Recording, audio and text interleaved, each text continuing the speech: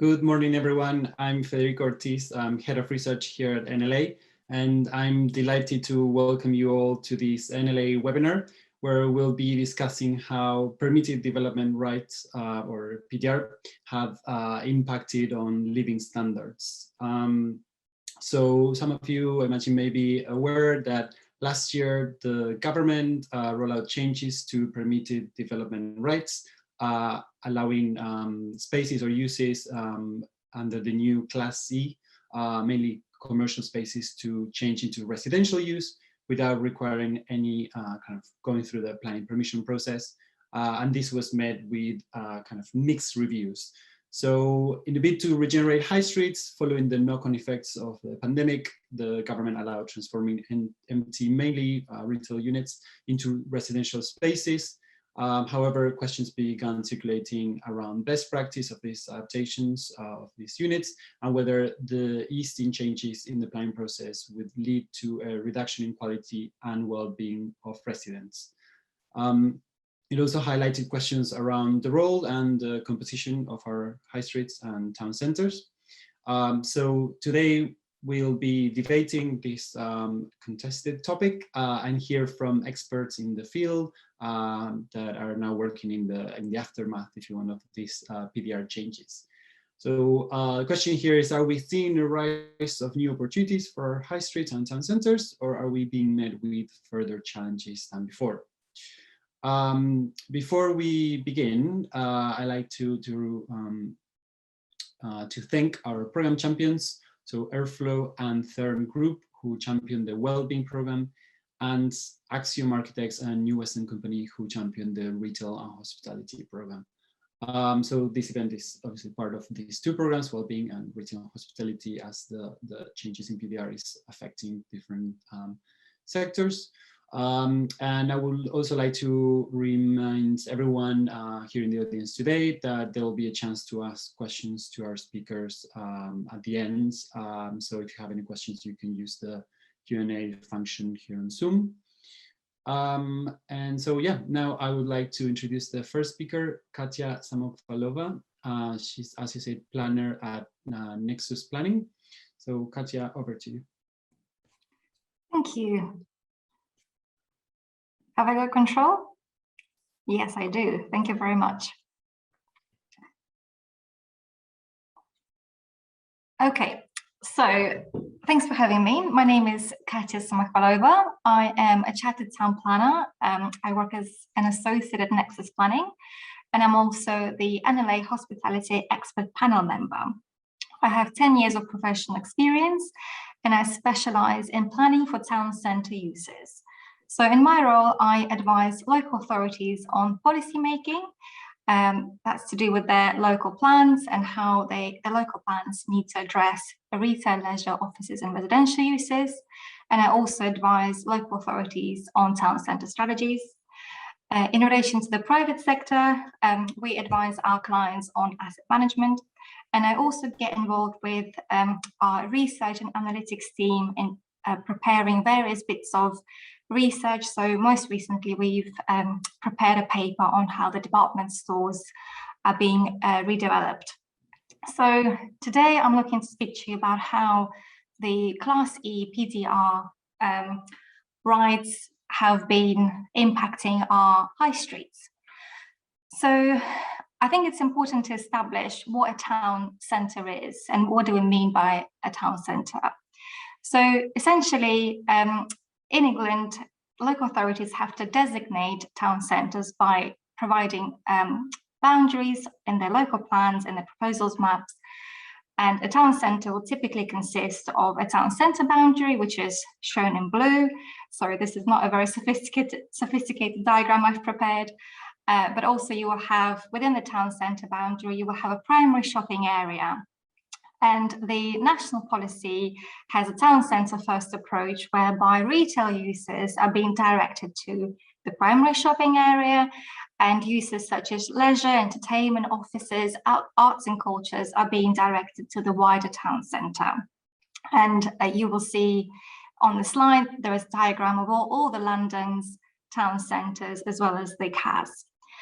The MPPF also recognizes that residential development can often play an important role in ensuring vitality of our town centres. Simply, if people live in town centres, then they will use the town centres and they will provide that footfall. So what is Class C and the PDR rights? So essentially, both were introduced to simplify and expedite the reuse of commercial property to revitalise the English high streets and also to boost housing supply. And both are quite new, and they were both introduced pretty much as a response to COVID. So Class C is a new use class which was introduced in September 2020, and it combines shops, restaurants, cafes, offices, gyms, nurseries, amongst other uses under the same roof. So essentially, if you would like to switch from any of those operations, you don't need planning permission because it's not classed as development in legal sense. And it was very much welcomed by the commercial sector because it essentially introduces flexibility in terms of how individual units can be managed. And in August 2021, under Class MA, a new permitted development right was introduced. And this is where Class C, i.e. commercial property, can be changed to Class C3 residential, i.e. either a house or a flat. However, there are a number of restrictions associated with PD rights.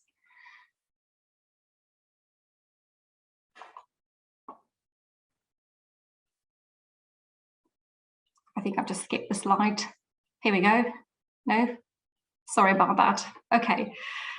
So if you do want to apply, if you do want to change your Class E property to your residential property, you would first need to apply to your local council for a prior approval application.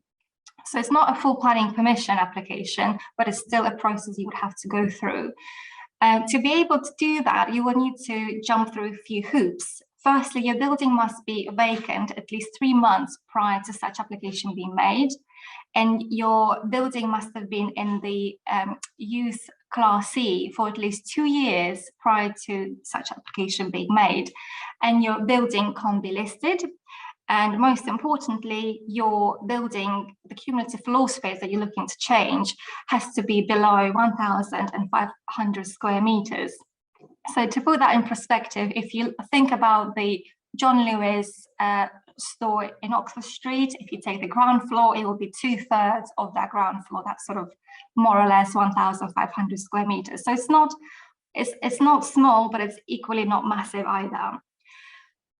Important factor to note is that the change of use, permitted development rights are for change of use only. Therefore, they don't include any external alterations to the building in question. So essentially, if you need to change positions of your windows or doors or your facades, permitted development right is not the right route to go down. It's also important to note that some properties may not benefit from permitted development rights due to their individual circumstances. So this can happen where the original use was granted through planning permission, which has a planning condition attached to it, which basically limits the use of that particular building, i.e. you can't use it for anything else. Hence, your permitted development rights will be taken away through that. So when local authorities come to determine the prior approval applications, there are a number of factors against which these are assessed. So the applicant will have to look at transport impacts, contamination, flood risk, noise, provision of natural light, impact of industrial area on the proposed residential accommodation, impact of the proposal on the conservation area if you are in such area. And also, if your original property is a nursery or health centre, you would need to demonstrate the impact of the loss of such service. So essentially, there's quite a few things that your prior approval application would need to consider. And hence, the process can still be quite stringent, albeit less stringent if you were to apply for a full planning application. So the prior approval process takes 8 weeks to determine, but what's key to remember is that your application can still be refused if the prior approval matters, which we just discussed, haven't been considered properly. If you are approved, your permission will have or could have planning conditions attached to it, and it could also be subject to a Section 106, which is a legal agreement, which seeks to mitigate the prior approval matters in question. Also an important factor to note is that a prior approval application would not attract an affordable housing requirement. In terms of how has the Class E2 Resi PDR impacted the high street? So the first thing to remember is that there is a general over-provision of commercial and retail floor space in the UK. As part of my job, we typically advise local authorities what that means for them. And we do typically advise that, oh, everything's clicking away. So we do typically advise local authorities that there is a need to contract the designated town centres, in other words, making the boundaries smaller. And we also advise that they need to prioritize quality over quantity. In other words, it's much better to have a smaller town centres which does not have too many vacancies and the uses are very vibrant and attractive and it brings loads of footfall, than having a much larger spread out town centre that is fragmented and loads of vacant properties, which essentially does not attract many people.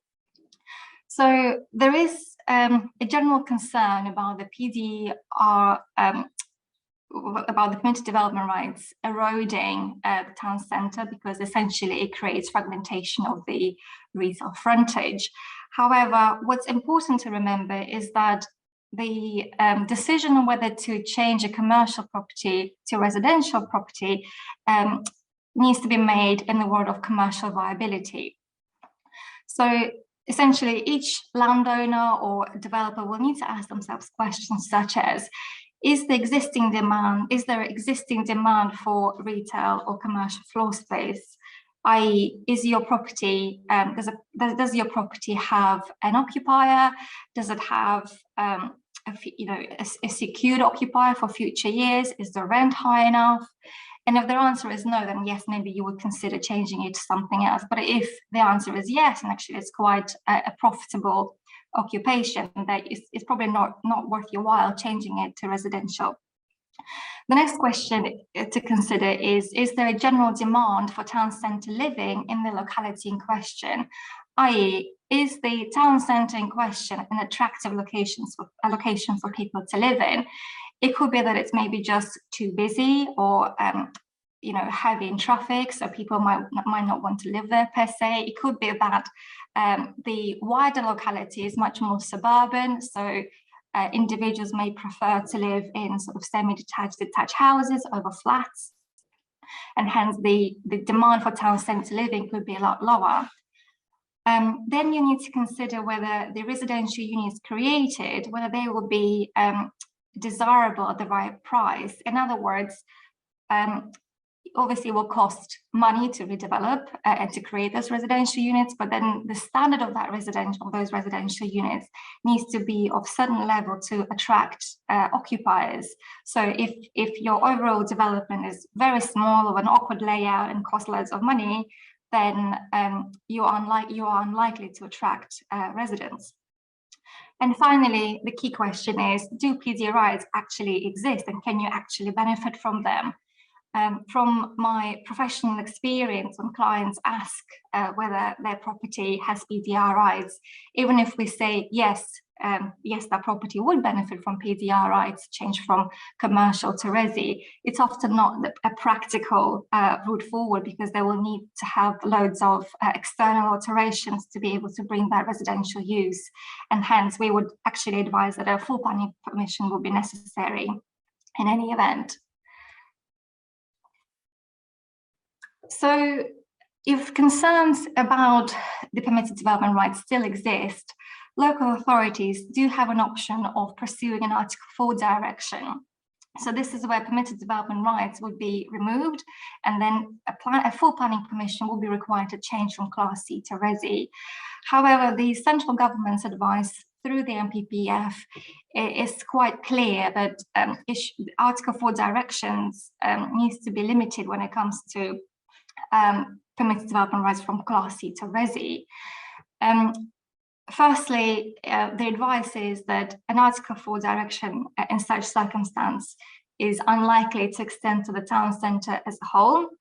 It also needs to be necessary to avoid wholly unacceptable adverse impact. So the question is, what is wholly unacceptable and how is it different from just unacceptable?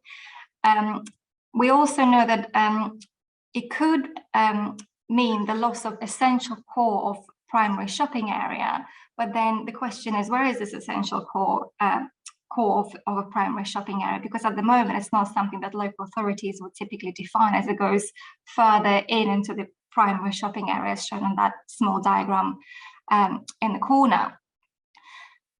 We also know that Article 4s will need to demonstrate that they are necessary to protect local amenities or the well-being of the area.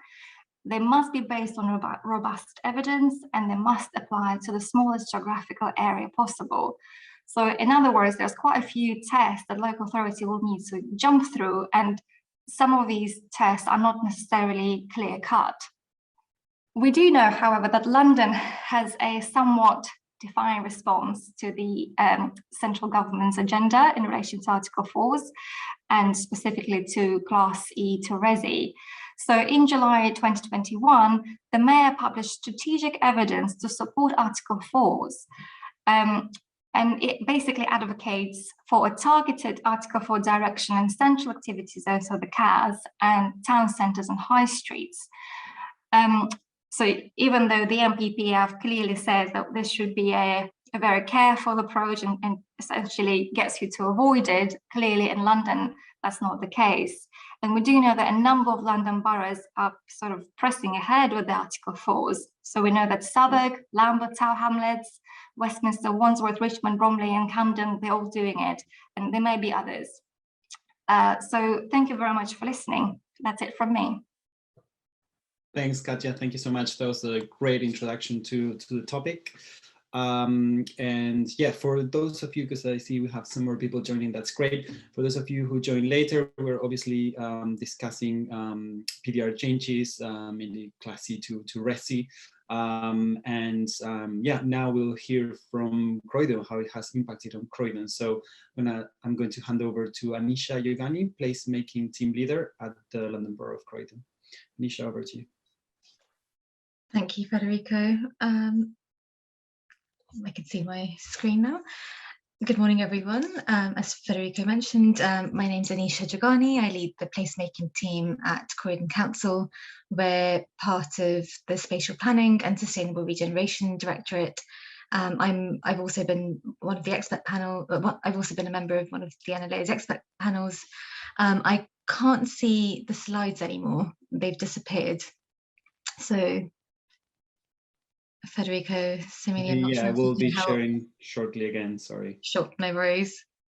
Whilst you're doing that, I'll essentially be talking to you a little bit about our evolving response.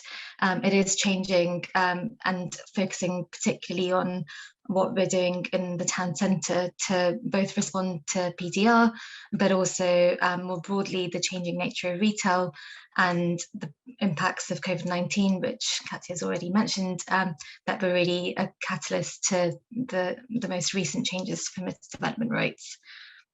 I suppose from our perspective, the relaxation of permitted development rights is not new. As I'm sure most of you are aware, this began in 2013 when a temporary measure to change office to residential accommodation without planning permission came into force. And that was made permanent in 2015. At that time, there was a great deal of concern in Croydon, particularly for the opportunity area and the metropolitan centre regarding the detrimental impact upon the area's ability to retain existing jobs, attract further investment and employment to central Croydon, as well as the impacts on quality of homes and more broadly vitality of the town centre. In response, at the time, the council initially made a non-immediate Article 4 direction, which was made permanent in November of 2014. I won't repeat what Katja succinctly covered already about Class C and the PDR rights that have recently come into effect, but essentially, as she mentioned, it allows the change of use from Class C to residential subject to prior approval.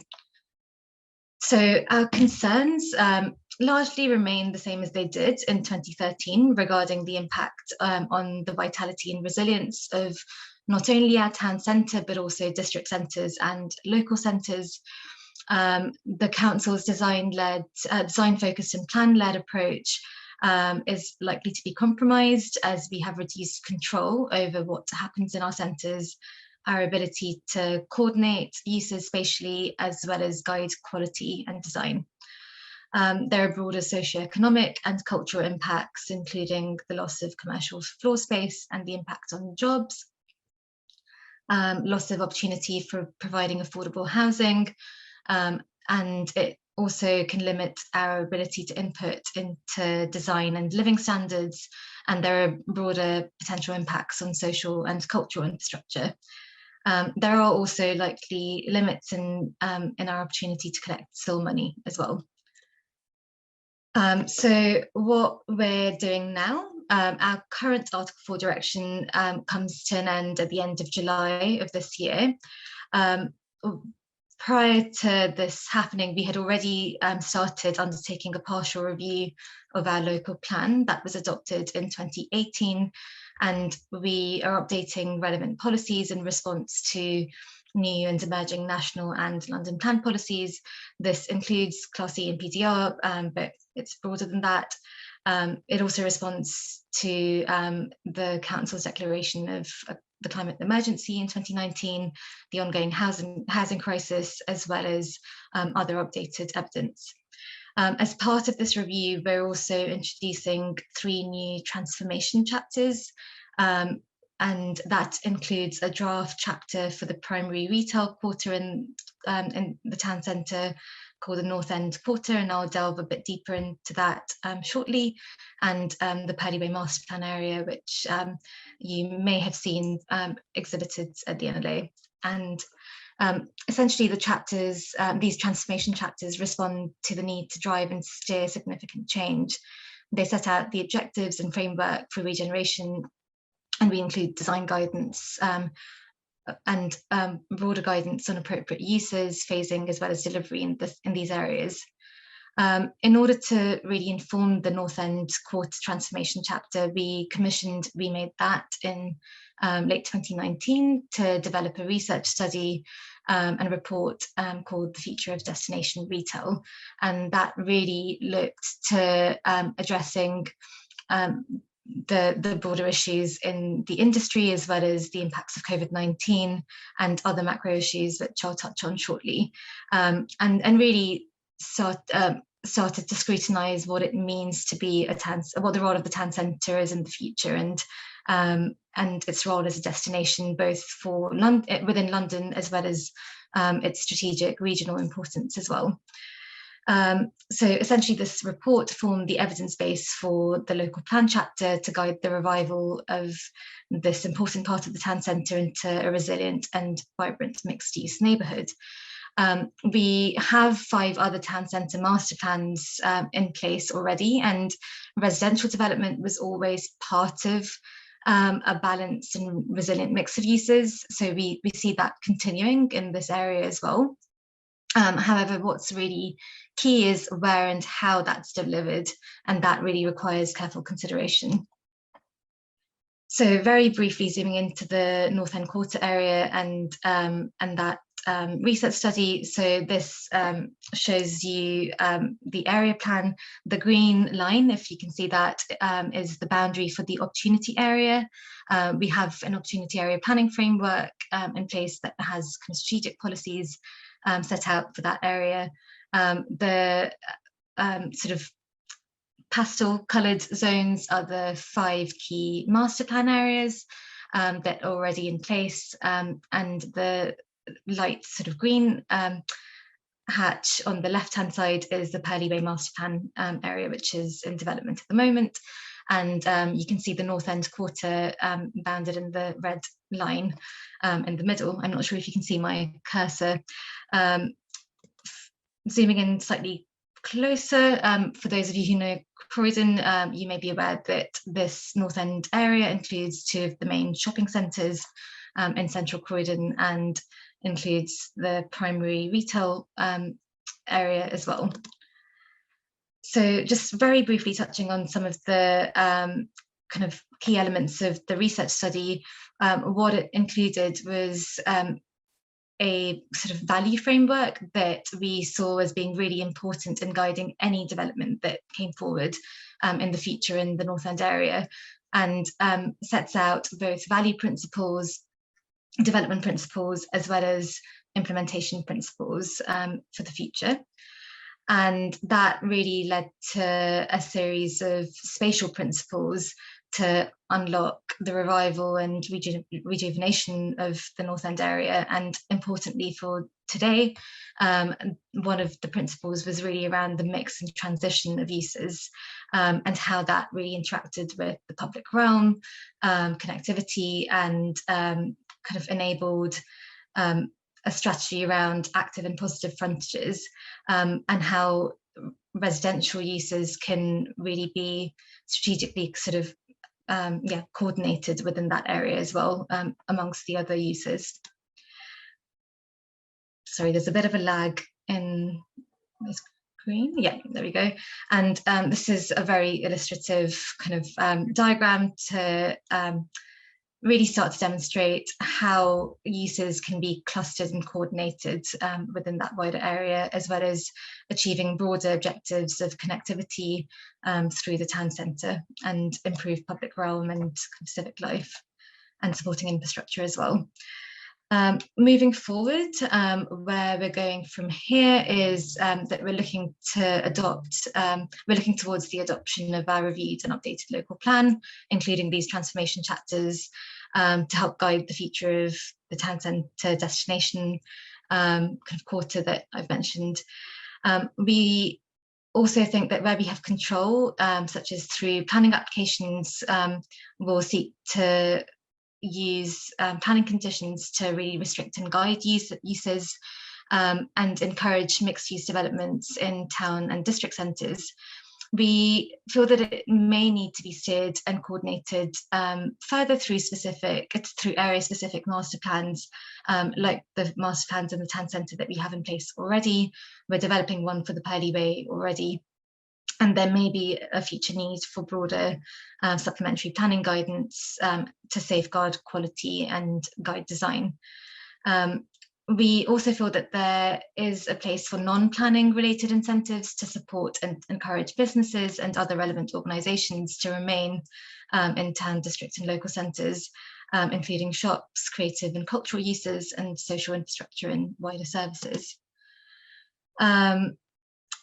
We also think that that we need to really implement a more robust approach towards monitoring of our employment areas, and how these changes in PDR and use classes will impact impact the town centre as well as our district centres. There's been a bit of a delay through COVID-19 restrictions, but we are progressing with that. And we're looking to prepare a more detailed evidence base regarding the impact of permitted development and the changes and how that's impacting our centres. Subject to evidence, we may consider a new Article 4 direction, but we're very aware that this can be a lengthy and costly process to implement, and we feel that it would require meaningful public engagement. So really, I think that's something that we will monitor and consider, and determine whether we feel that there is a need for that in the future. But for now, finally, once the local plan is adopted, we think that there is an urgent need to really promote the findings and recommendations of the Future of Destination Retail Study, as well as the policies in the North End Quarter chapter, to really ensure that it guides the emerging spatial and programmatic framework for the town centre in Croydon. Thank you. That's everything from me today.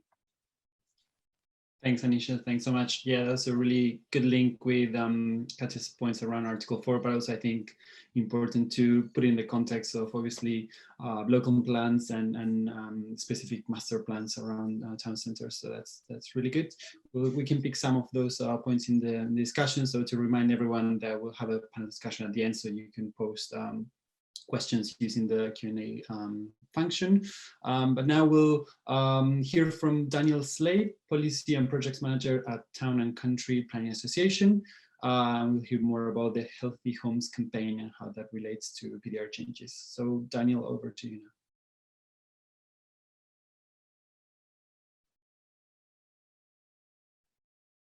Do we have Daniel? You're on mute, sorry.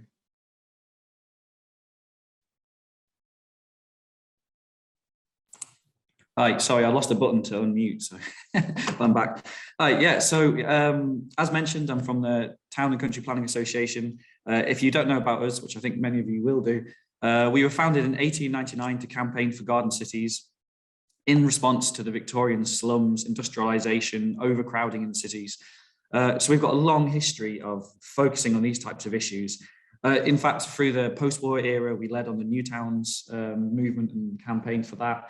Through to the 70s and 80s, we focused on and led in the sort of grassroots and community-led planning agenda.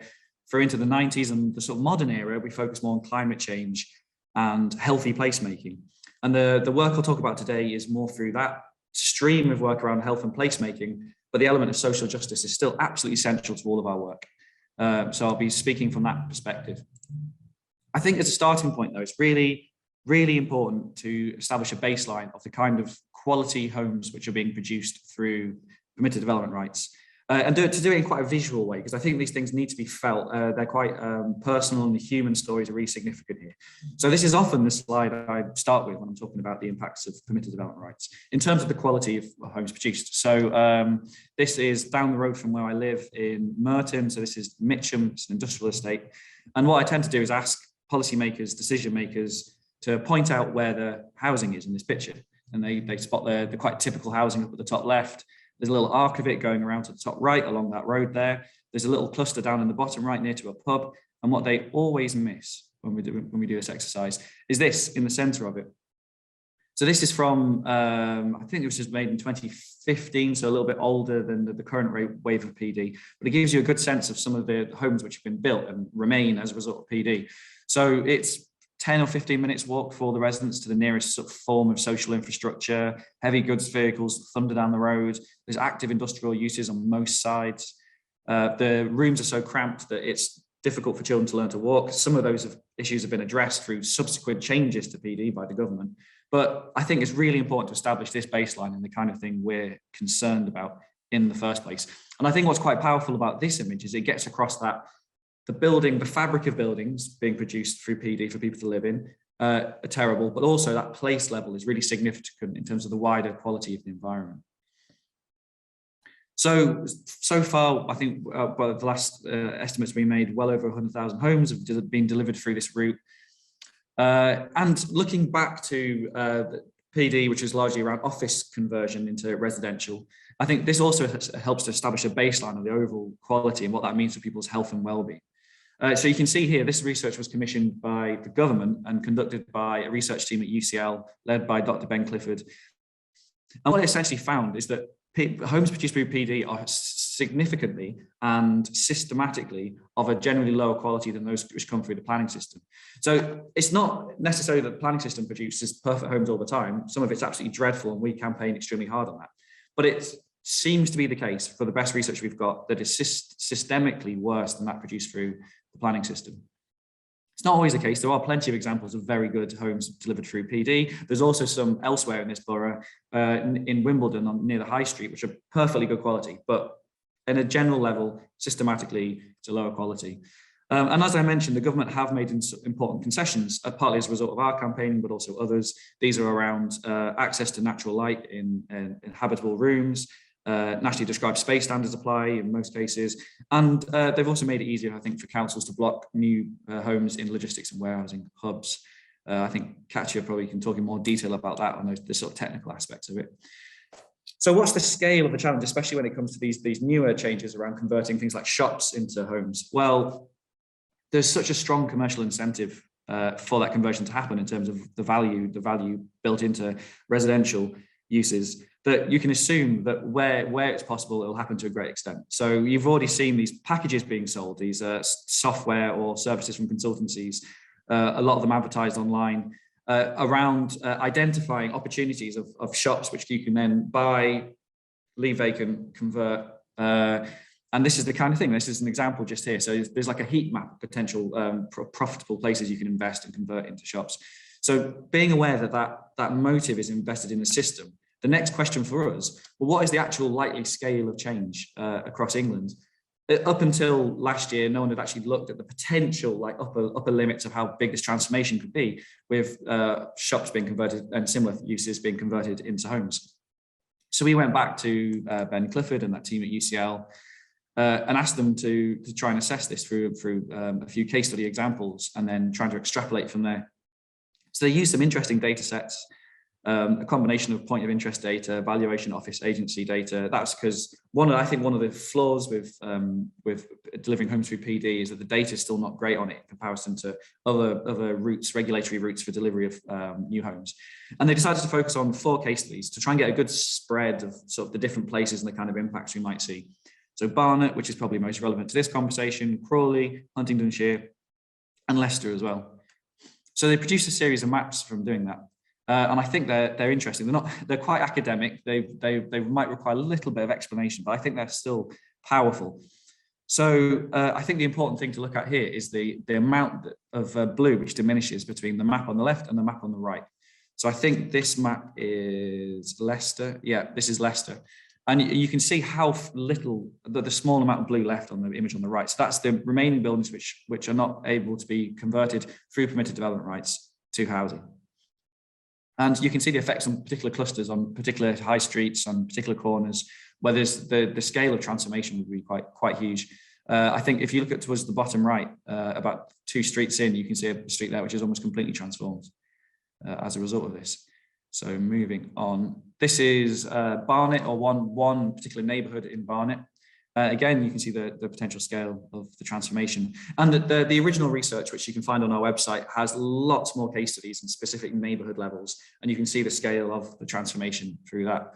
So that's the scale of it in sort of a mapping sense. And in numbers, this is what the team found. So bearing in mind, this is the potential change which could occur, not likely in different places. It's obviously going to be lower than all shops, all potential buildings being converted. But even taking into that into account and considering the financial incentives for conversion, you can see the potential scale of the changes absolutely enormous. And of course, this will vary according to particular neighbourhoods within these places as well. So, but in some neighbourhoods, as you could see from the maps, entire high streets run the risk of being converted into housing. Some estates, and again, some of the maps are quite interesting with this. They show an old council estate. In the centre, you can have a couple of shops which provide the services, essentially the social services for that entire estate, access to fresh vegetables, a pharmacy nearby. That shop providing those fresh vegetables and that the local hub could be gone as a result. So we're deeply concerned about the potential impacts in some especially deprived and especially urban and London neighbourhoods for the impacts we could see through PD. And they are direct impacts on health and well-being as well. And I think that's a really important point. So the story so far around permitted development and why people have been concerned about its health and well-being impacts has largely been on the fabric of buildings and people living in unfit housing. But there's that place level story as well. And that's why I showed that picture early on of that industrial estate. We have very unlikely allies in the form of the British Property Federation, who gave evidence in the House of Commons when there was an inquiry into this subject, which spoke about how actually pot marking high streets of housing can reduce footfall in remaining shops. You just don't get the same numbers of people moving through as a result of areas being residential. There's also the impacts it has for the sustainability of settlement patterns and where those shops are located and where housing is located. And I think this is a wider point which concerns other waves of permitted development being extended as well.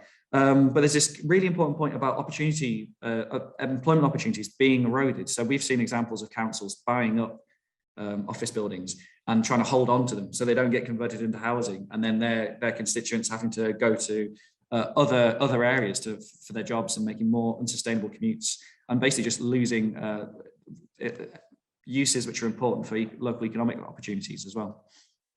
So what do we need to do in response? Well, in the first instance, I think it's this trade-off the government's put forwards to us, which is there's a housing crisis and we need to build more homes, and there's a widespread switch to online retailing and excessive retail space.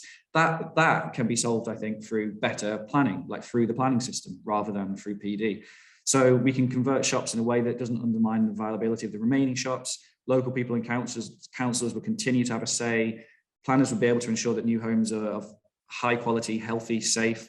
I think there's a thousand reasons, and I think actually Katja covered some of the tools that planners have at their disposal, I think, to control this as well. Much more generally, though, we think it's symbolic and representative of a failing approach to regulation, where we see regulation as being necessarily restraining and backwards and anti-market. And we think there's a need for quite fundamental transformation. We want to see a shift to a system which is based around a series of core principles, and one which is about the active promotion of health and well-being, rather than kind of regulating off the excesses when new developments happen. And one of the core problems of all of this is that there are no legally enforceable minimum standards on key aspects of building and neighbourhood. Again, it's that place level quality. Building regs are too focused and specific and just on the material of buildings, and the future home standard, we think, doesn't go far enough. So our three responses, which I'll cover really briefly, and we might be able to talk about a bit more later, are new legislation which we've developed to implement those principles. The core idea here is that a series of principles defining what we mean by a healthy home are embedded in primary legislation. So this is the legislative vehicle we've created, mainly as a proof of concept, or to prove that you can actually do this stuff rather than just talk about it. It's recently got its first reading in the House of Lords, so it's now on the books in Parliament, and we'll keep pushing for it. But these are the principles, and the idea is that in primary legislation, any homes which fail to make these principles are essentially outlawed, and they become the new linchpin for the way in which the regulatory system works around these guiding principles. At the moment, there's very little by way of a purpose for planning or guiding force, or even linchpin principles which cut across housing and planning and essentially simplify the system around shared objectives. The next approach we're trying to take to fix the system is to amend the Building Safety Bill. So this is very live at the moment. Tuesday next week is report stage, when this will probably be pushed to a vote. And the idea here is to embed the starting points from a much greater consideration of health and well-being through the Building Safety Bill, which then provides a platform for its wider consideration in the system. And it's that principle-based approach which cuts across permitted development, housing which is delivered through the planning system, and other routes. And then finally, we're also working with local authorities to drive the local and voluntary adoption of the healthy home principles as just a framework for local decision making, and a statement of ambition which is flexible but quite ambitious, and a tool for working across different parts of local government strategy, whether it's the local plan or corporate strategy or anything else. So this is Shropshire, Scarborough, Shipley and Liverpool City region as well, represented by these buildings. And in most of these cases, except for perhaps with the exception of Shipley, which is a town council, their work is about trying to deliver the best homes they can in market areas which are suppressed. So there's less developers less willing to build high quality homes just because of market demand. And permitted development rights have put a hole in their strategic ability to do things they want to do as a council, to ensure the quality of places and have that greater control of the quality of new stock coming through. And so it's about finding alternative levers with the principles guiding that process. So is that around licensing? Is that around pre-application, sort of informal policy? There's a million different routes, and it's a really fascinating conversation, but it's all extremely depressing. So on that note, that's me. Thanks a lot, and I'm really happy to take questions about all of this later. Thanks. Great, thanks so much, Daniel.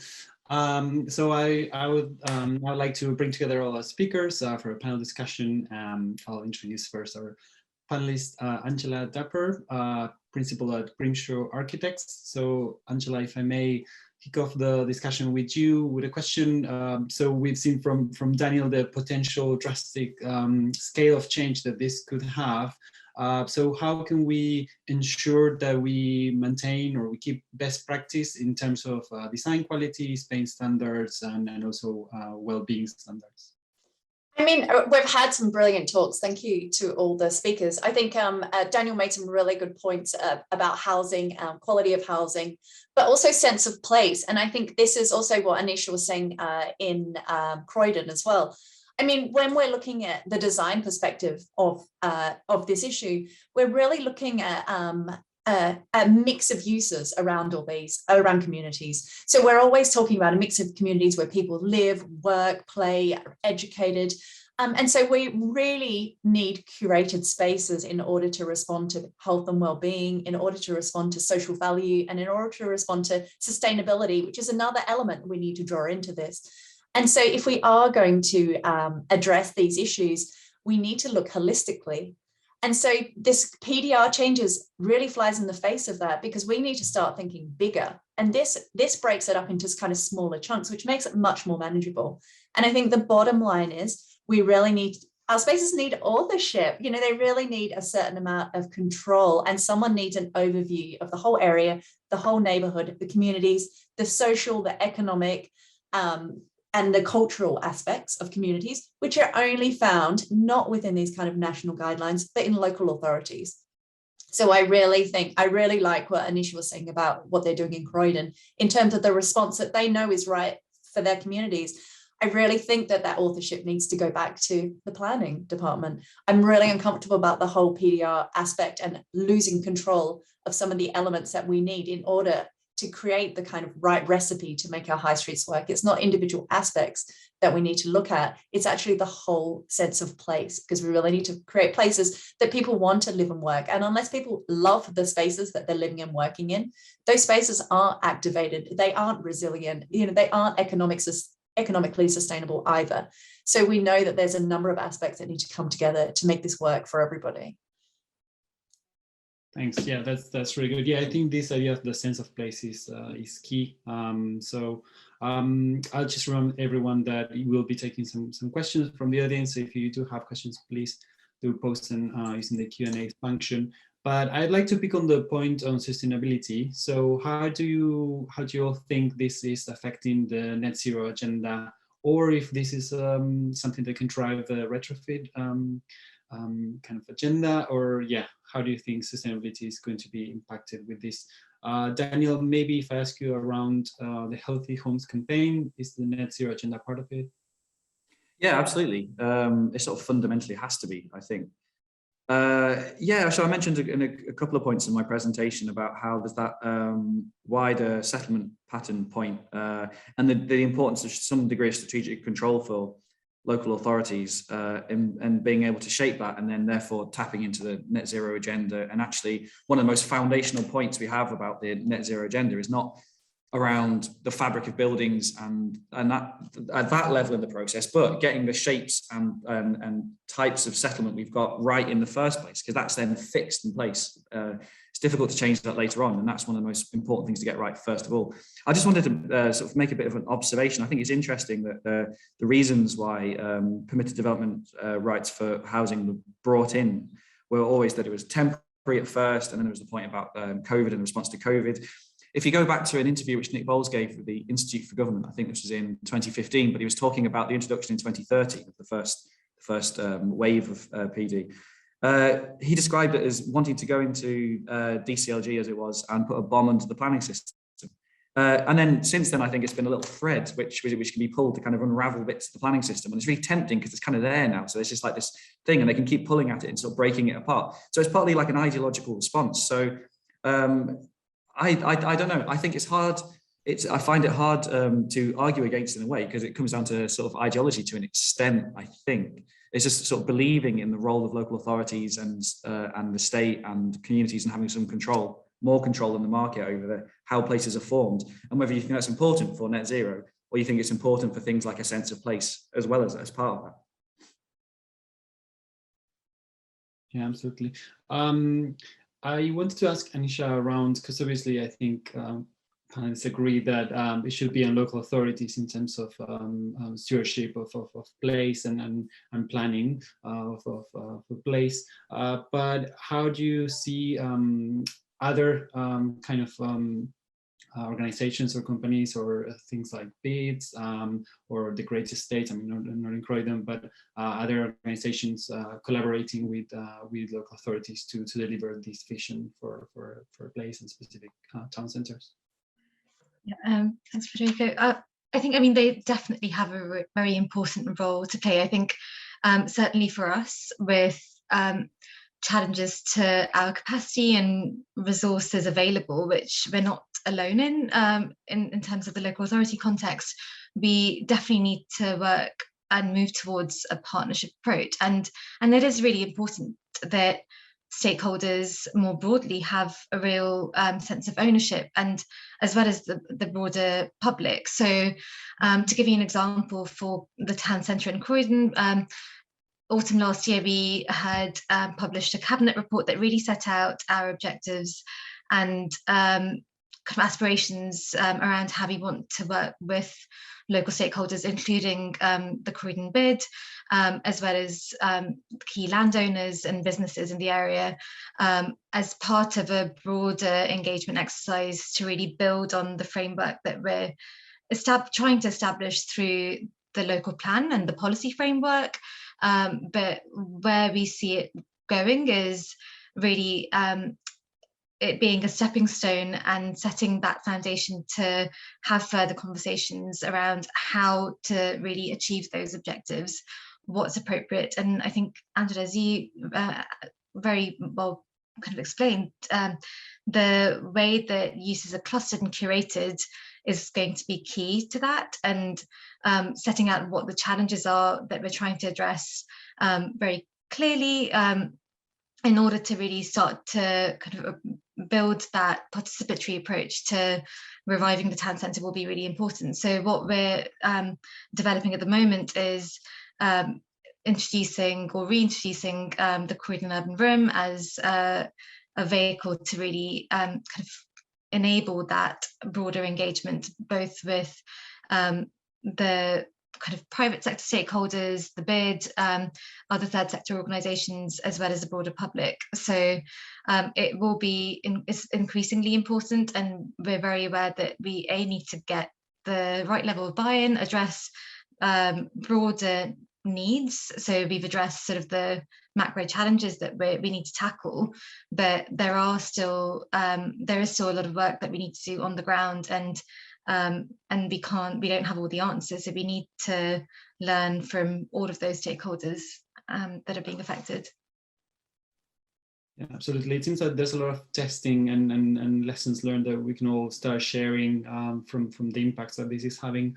Katja, I wanted to ask you around, because I think you gave a really great explanation of what this means in terms of how to apply it. So it seems limited as well, because there were some restrictions around the size of these units, that they can be listed, that they can be external alterations, etc.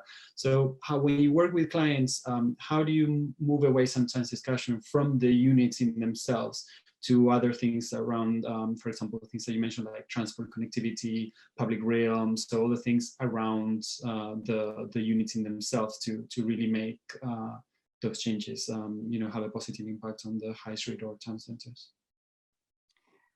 Well, I think there are two ways to look at it. If we are just looking at the PDR rights themselves, then as I've already covered, there's only a number of prior approval matters against which a PDR application will need to be assessed.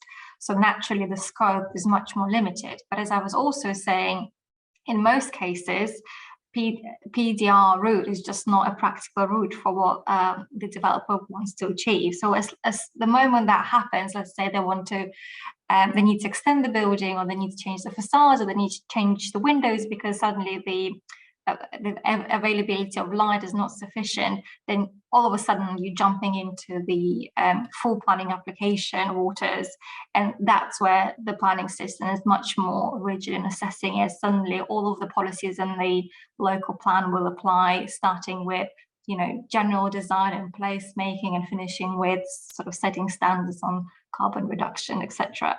So, I mean, from my personal experience, dealing with PDR, I would say it is generally quite a limited power, and it's not been as popular, especially with our clients, as we thought it would be when it was first introduced. And actually, more often than not, we're definitely going down the full planning application route, and that's when the placemaking will definitely be assessed more rigidly. Yeah, that's great.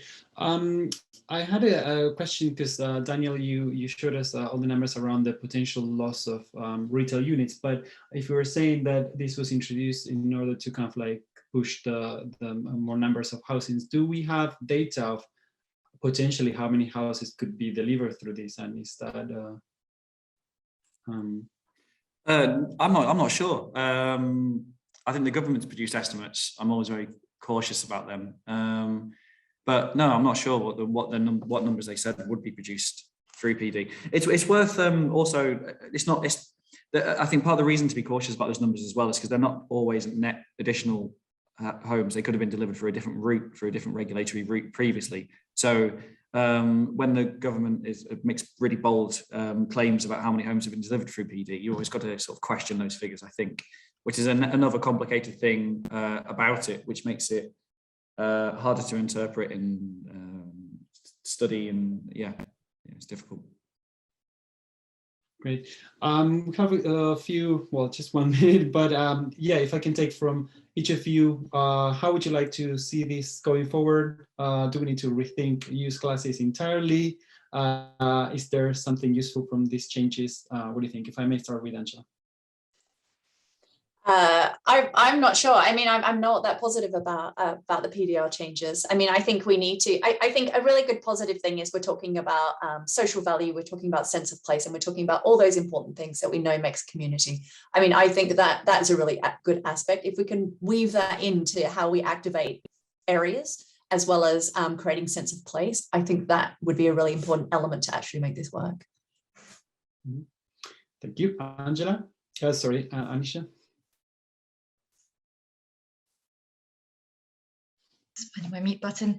I think I would agree. I think I'm also not that hopeful, but I do feel like we need to monitor the impacts of the changes quite closely.